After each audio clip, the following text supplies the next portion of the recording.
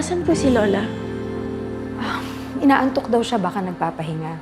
Gisingin ko na lang mamaya para makasabay natin kumain. Wag po. Sumasakit po yung ulo ni Lola kapag pinaputol yung tulog niya.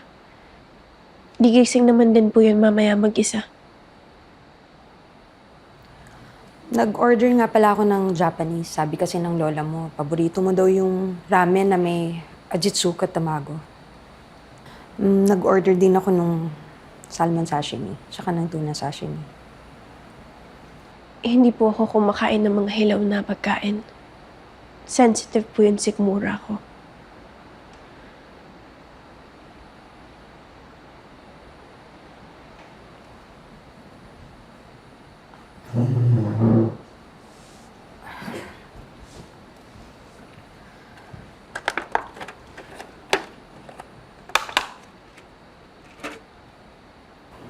Alam mo, paborito to ng papa mo. Bago siya...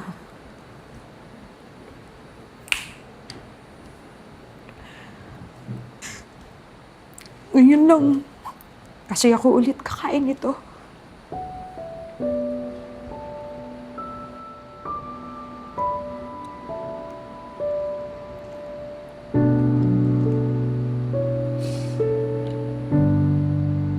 Yan po ba yun?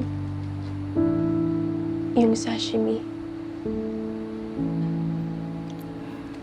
Ito. Pero kung ayaw mo, okay lang. Dami pa naman ditong iba.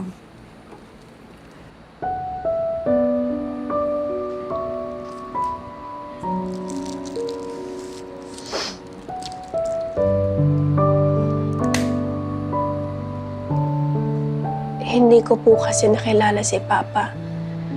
At least man lang makilala ko yung lasa ng paborito niyang pagkain.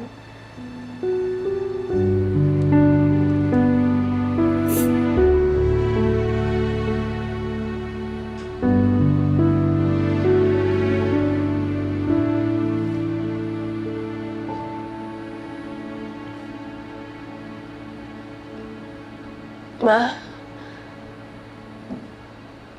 Bakit niyo po ako iniwan? I'm sorry, Luisa.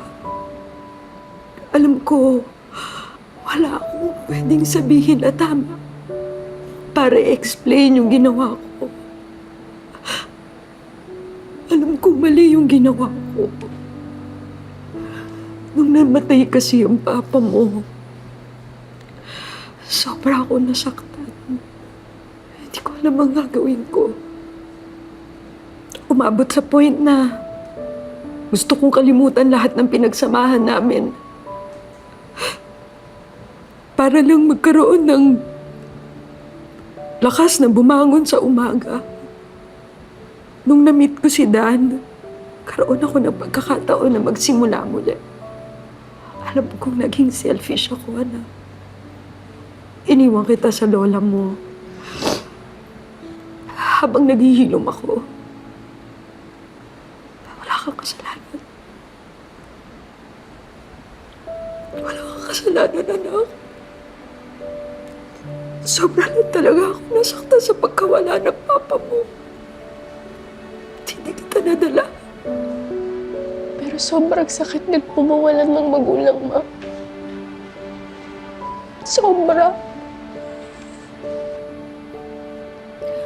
Sorry, Luisa. I'm sorry, anak.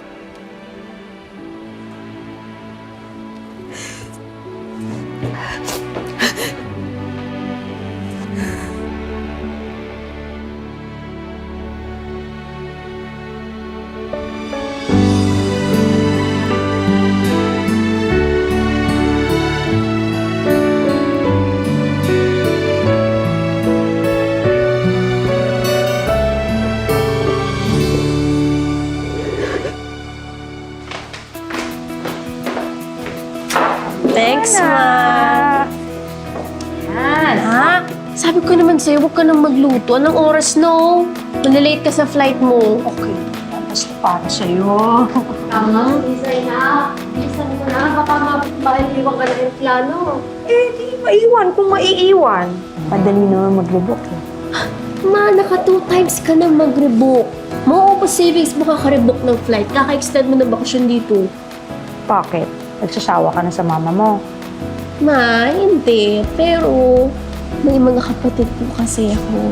At alam ko yung feeling na namimiss yung mami nila. Ano? Ako na-miss kita eh. Namimiss ko rin po kayo. Oo.